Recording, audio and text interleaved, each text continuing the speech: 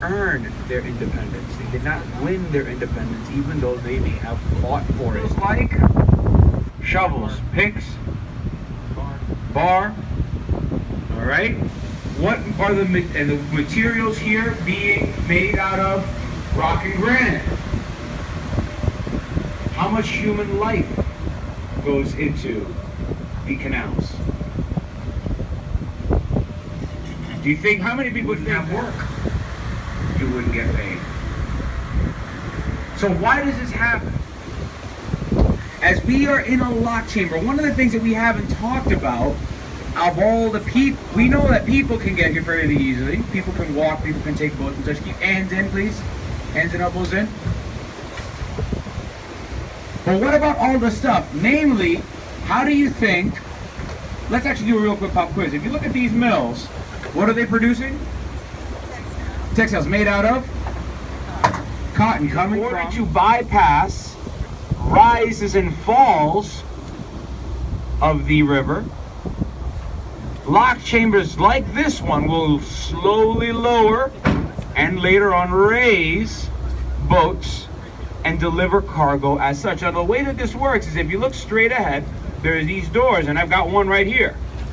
Now this door can't replace that door, but bear with me.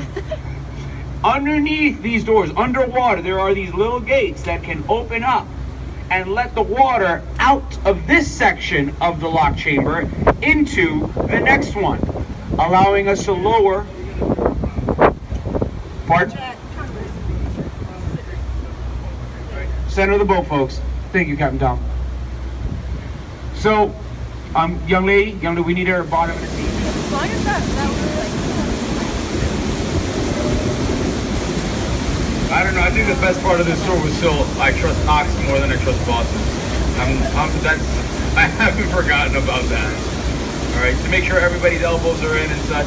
We're going to be rocking around a little bit back and forth. We're going to rock the boat. Now, as we raise up, and it's old form of technology. During the Civil War, employment in Lowell will drop significantly.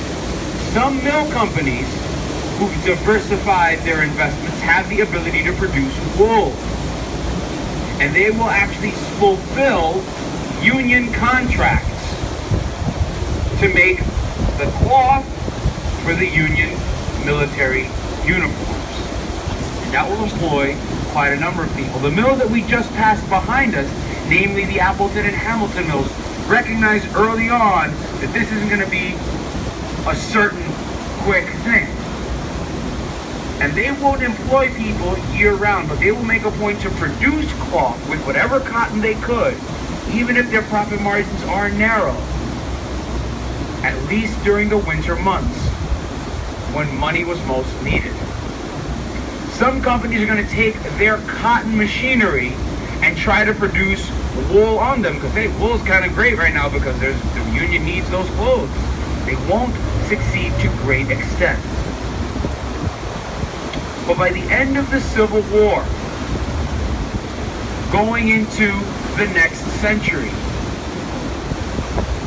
the people working in the mills have changed dramatically.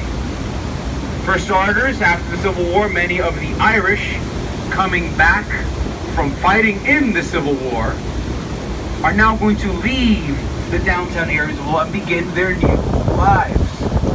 And so the struggles that they once faced and the success they had will go to the next generation of mill workers, the Portuguese, and soon the Greeks, and soon the Armenians, and the Polish, and generation after generation of people coming to this city, all coming into this city to work in Lowell's textile mills. All